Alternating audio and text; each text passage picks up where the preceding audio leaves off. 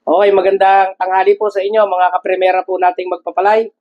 Ang atin pong petsa ngayon ay Mayo 9, araw po ng Biyernes. Nandito po tayo sa Balangkari Norte, General Mamerto Natividad, probinsya po ng Nueva Ecija. Ano po, andito po tayo sa bahay ng atin pong butihing chairman po na Crispin Barcancel ng nag-iisang masikap cooperative. Ano po, so andito po tayo para kumustahin po siya at maibahagi niya sa atin yung kanya pong naging experience doon po sa kanyang bukid na ginamitan po natin ng Primera Nutrical at saka po nung Primera Cambiaren. So kasi sabi niya sa akin kanina, meron na siyang magandang naobserbahan.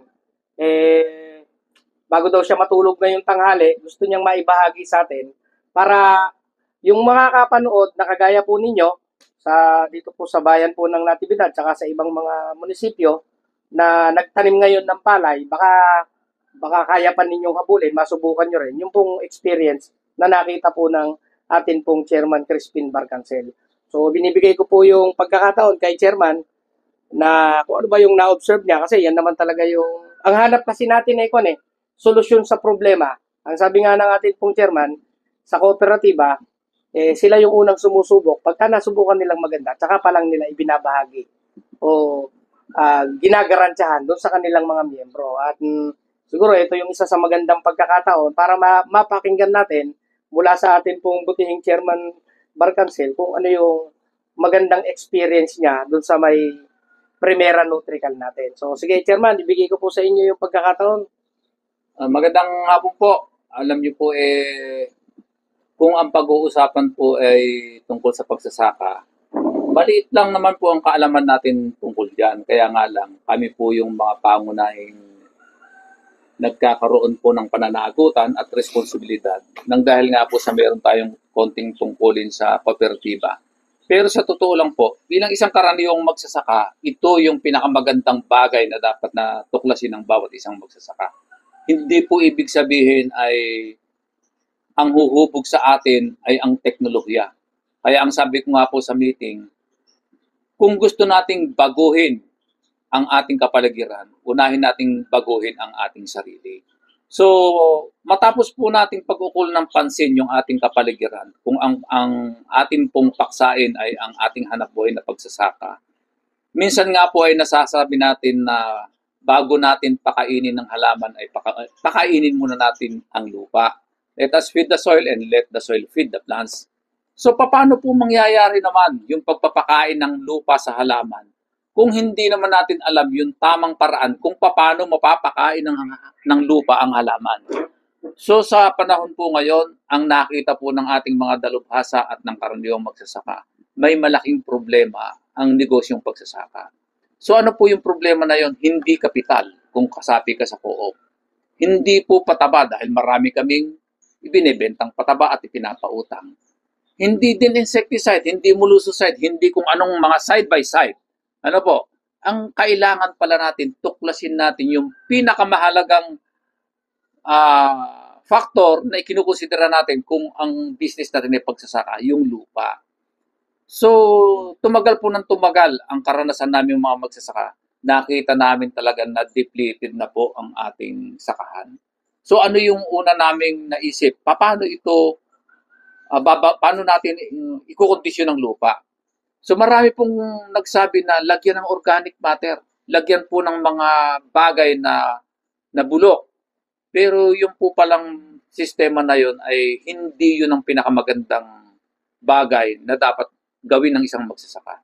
Kahit na po marami tayong ilagay na mga biodegradable materials, alamin natin kung gaano kalala ng sakit ng lupa.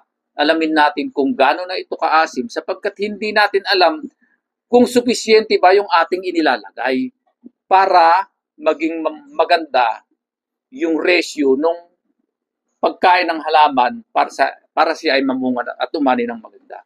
So ganito po ang nangyari sa dami po ng mga ahente, sa dami po ng mga kaibigan natin na talagang nagpapasalamat kami, tumutulong naman sa mga magsasaka. Ito pong Primera Nutrical ang napagtuunan namin ng pansin. Unang-una po, sinabi nila na ito daw ay mataas ang quality dahil galing po ito sa ibang bansa o ang country origin nito ay Malaysia. So ako po, ang sabi ko naman, hindi ako masyadong naniniwala doon sa kung saan ito nanggaling at doon sa sinasabi ng level ng produkto. Ang gusto ko pong ibig ko pong sabihin, yung kasabihan nating mga Ilocano na jackpotin, jackpita. Subukan pa mo para mabalo, sabi ng Kapampangan. Kaya hinamon ko po yung mga nagpo-promote ng ganitong mga produkto na gamitin natin ito sa pamamagitan ng complete gathering of data. Alamin natin kung unang-una, sabi ko nga nung introduce nila yung Nutrical na ito, nila Ma'am Ruby, alamin muna natin yung pH ng lupa. So, ang kailangan natin pala ay alamin muna yung pH ng lupa. Hindi agad lalagyan ng isang produkto na bagamat ito ang malaking bagay para maibsan ang problema sa lupa, yung kantidad ng asim ng lupa ang dapat nating malaman para mai-apply natin yung tamang dami nung ilalagay nating agricultural lime o ng produkto na nag-aalis ng asim ng lupa. So, yun po yung pinatulan naman ako unang-una nga ni Mr. Beloria kasi bukod sa yun talaga ang layunin nila i-promote. Ako naman po, alamin kung gaano kabisa at kung hanggang saan ang kayang ibigay nito para mabago yung palalagayan ng lupa. So, nag-set up po kami ng isang schedule, yung kalahating hektarya, nilagyan namin ng 3 bags. Kasi ang gusto nga niya, 2 bag lang. Sabi ko, ustahin na nating 3 para makuha natin yung 6 bags per hectare. So, bago po namin nilagyan yon, kinuha muna namin yung pH ng lupa. So, nag-trial kami ng 1, 2, and 3 na pinita na kinuha namin yung pH meter.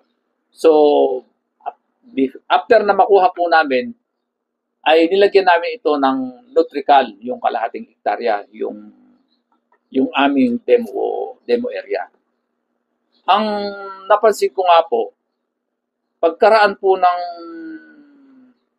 na malagyan namin at masabugan na namin ito ng palay, nagtataka ako kung bakit yung katabi ko, yung sa anak ko, na naunang nagsabog ng pataba, ay naninilaw na. Samantalang yung sa aming demo, na nilagyan namin ng Nutrical, ay maberde na, hindi pa naman nasasabugan ng pataba, sir. Opo. So, yun yung naagaw talaga yung pansin ko na parang gusto kong maniwala na malaki ang epekto ng Nutrical. So, yun po yung masasabi ko. At ang isa pang dahilan na kung bakit parang totoo nga yung sinasabi ng mga ahente ng Nutrical. Yung second schedule po ng pagkuha namin ng soil sample, yung tinatawag natin before and after, ang nakita po namin doon, yung demo area namin, kasi tatlong lagay. Yung nalagyan, bumabaon ng mabilis yung auger, yung pangkuha ng lupa. Samantalang yung kanan at kaliwa nung demo, matigas. Siguro po kako, meron na talagang nangyayari doon sa demo namin. So, ito naman, hindi ko naman po sinasabing na ito, legit na. Ang gusto ko lang po sabihin, pagtulong-tulungan natin na gawin yung consistency ng programa kung paano nga ba alisin ang asim ng lupa at kung ang pagtutuunan natin ng pansin ay yung isang produkto o iba pang produkto, sa palagay ko po, ito yung mga panahon na dapat tayo mag-exert ng effort. Ito yung panahon na dapat nating alamin kung gaano kahalaga ng pagbabago ng klima at ang pag-adapt natin sa isang tamang teknolohiya. Kasi po ang mga farmer, ang sinasabi, ay kung ano yung kinagisnan namin, doon na kami mamamatay. Pero hindi po pala ganun. Sabi nga ng isang batalinong tao, if you want to change the world, change first yourself. So dapat po pala yung kinagisnan nating ng mga magsasaka na dati nating sistema ay panahon na para ito'y mabago sapagkat ang laki na ng naging pagbabago ng ating mga lupang sinasaka. Kaya mga kasamang magsasaka, magtulong-tulong po tayo na lutasin ang pangunahing problema. Ang kawalan natin ng kaalaman ay hindi po tinatawag na kamangmangan. Ang kawalan po natin o pagkukulang sa pagtuklas ng kaalaman ay isa lamang kapabayaan sapagkat ang sinasabi po ng ibang mga marurunong, experience is the best teacher. So ngayon po natin gamitin yung ating karanasan na kailangang maituwid tayo kung mayroon man tayong pagkakamali, ngayon natin ito ituwid sa paggamit ng mga produkto katulad ng Nutrical na gawin natin itong masigasig, may pagsisikap at may responsibilidad para ang susunod na henerasyon ay mayroon tayong maipamana o mayroon tayong maiwang legacy. Kaya salamat po kay Mr. Viloria kasi isang pagkakataon na naging kasangkapan ako na nang dahil sa kanilang daladalang produkto ay unti-unti ko pong nakikita na bawat problema may kalutasan. Bawat panahon, mayroong bagay na hinihingi ang pagkakataon. Kaya kung sa katulad ko po na isang senior citizen, kung tatanawin ko nga po ay papalubog na ang araw para sa akin. Pero hindi po ako nalulungkot. Ang mahalaga, sa panahon na andito pa tayo, sa panahon na binibigyan tayo ng pagkakataon, unang-una ng Panginoon, na tuklasin ang makabagong mga pamamaraan at magkaroon ng mga katulong katulad nila Sir Marlon at magkaroon din ng mga ganitong produkto, sana po ay magising tayo sa katotohanan na walang ibang tutulong sa atin, kundi unang-una ay tayo, ang ating mga sarili, sa pamamagitan ng pananalig sa utos ng Diyos. Maraming salamat po at sana isang araw ay magkasama-sama tayo sa pagtuklas ng mga bagong pamamaraan katulad po ng paggamit ng Nutrical. Maraming salamat po. Okay, so salamat po sa atin pong chairman. Narinig po ninyo yung kanya pong napakalinaw na mensahe. Yun po base pa lang sa nakita po niya. Simula po nung April 20 na magsabog po siya. Before tayo nag-umpisa ng data gathering, sir, yung paglalagay natin ng Nutrical. Okay, so nung nagpalagay po kayo ng Primera Nutrical 2 weeks before bago kayo magpalagay ng bini Opo. So ang petsa po natin ngayon Mayo 9. So hanggang doon pa lang yung kayang ibahagi sa inyo ni Chairman. Kaya nga iniimbita niya. Darating ang pagkakataon, iimbitahin po namin kayo para po magkaroon tayo ng activity rito. Total, maluwang naman yung basketball court yan ni Chairman. So, para ma-field tour namin kayo doon sa kanyang area na ginagamitan po natin ng Primera Nutrical. Mamaya po, pagkayari po ng pag-uusap namin ni Chairman, ako po personally, pupunta ako ron, magkakaroon ako ng separate na pagbibideo para po ipakita naman sa inyo yung 3 banos po na yon na ibinibida po ni Chairman para makita nyo rin yung latest na picture po niya. Makita nyo, kapapataba lang kahapon ni Chairman, pero maberde, tsaka mabulas na yung kanya pong palay. Samantalang yung sa anak ko. Yung sa anak po niya, 2 beses nilaw. Yun po yung nakaagaw pansin sa akin, sir.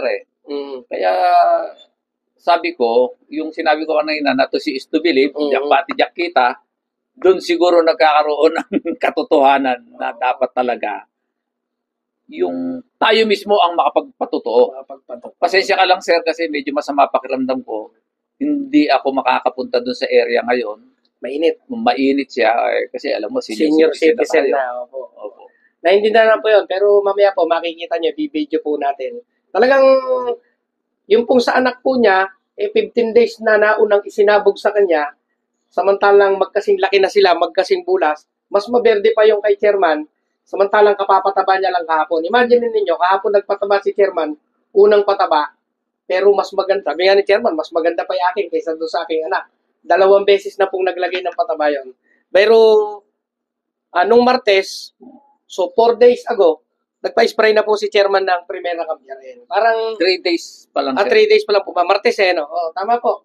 So nung anong araw ba ngayon? Biyernes na po Biyernes. 4 days. Pang 4 days niya po ngayon. Nung kasing Martes ng umaga, nagpa-spray si Chairman na to. Kung mapapasin ninyo, Dragon Drone yung pinang-apply po niya. So kung makikita niyo yung palay mamaya pagka binidyo po natin, talagang galit na galit yung dahon. Talagang yung kulay po niya parehas, maberde siya pero hindi maitim ang pagkaberde niya pero makikita mong malusog. yung pong palay. At ito pa lang po yun. At kahapon naman, naglagay siya ng pataba. Ina-expect ni chairman, yung sinabog niya kahapon, mga 3 araw pa yon bago niya makita talaga yung epekto. At ina-expect na ni chairman, mas uunahan pa sa pagbulas ng palay niya ngayon, yung palay ng anak niya. Kasi yun, nakakadalawang patabaan na, siya kahapon pa lang, pero bakit parang magkasing laki na sila, una ng 2 linggo yun. Opo. O, di ba? So, yun po, mamaya po, makikita po ninyo, separate na video po yun. At maraming salamat sa ating pong chairman, bagaman hindi maayos yung kanyang pakiramdam, kaya hindi ko siya maisasama ron, mainit. Pero sa susunod na balik po natin, pagka magbibideo ulit kami ni chairman, magang-maga para hindi mainit. Ano po? Sana nga po, kasi kung maaga nga tayo kanina, okay lang siguro dahil medyo nag-titrim nga lang ako niyan kanina. So, okay lang din. Siguro sa susunod, baka nga yung sabi ko nga, maanyayahan natin sila Direk Dante, si Mr. Sagon, saka si Pare Fred. Opo. Para magkaroon tayo talaga nung palitan ng puro-puro. Kung yung bang karanasan ko ay karanasan din nila. At kung hindi kami magkakapares ng naging karanasan, malaman din sir namin kung ano pa yung dapat na kailangang gawin ng bawat isa sa amin para lumitaw talaga yung katotohanan na meron ng sagot sa problema ng mga magsasaka kung ang pag-uusapan ay yung texture o yung kalalagayan ng lupa natin sa ngayon. Depleted na talaga. So, yun. Ano po? So, napakinggan po ninyo yung pong atin pong butihing Chairman Crispin Barcancel dito po sa General Natividad. Muli po, nagpapasalamat po kami. At ako po si Marlon Veloria. Kapag ka po meron kayong mga katanungan, may numero po kami dyan, mag-message lang kayo. At kapag kailangan naman ninyo ng serbisyo namin, parang si Chairman, gusto niyang magpa-service sa amin sa drone, tawagan niyo lang po kami at i-schedule po ng ating pong piloto. Shout out nga po pala, Sir Veloria. Sino po? Shout out kay Sir Marce at saka kay Kuya Gani. Ayun. Kay Kuya Gani de la Cruz, ng Bicos. At si Sir Marce na ngayon ay nasa isang kumpanya, hindi ko na sasabihin, pero inaasahan ko isang araw, bibisitahin niya tayo dahil believe din po ako sa agronomist na yan. Siya yung meron talagang pusong gustong ibahagi sa atin yung kanyang mga kaalaman. Okay, so shout out kay Sir Marcelo Espiritu. Hinihintay po kayo ni Chairman. Siguro hindi matatapos ang taon na to. Baka malibot niyo po siya. Sabi mo kay Sir Manny, nagtatampo na ako. Shout out daw po kay Sir Manny. So, yan niyo po, lilibutin kayo ni Sir Manny. Sa susunod, kayong dalawa naman yung ibibideo namin. Sige po, maraming salamat. Okay. Salamat po sa inyo pong panonood at pakikinig.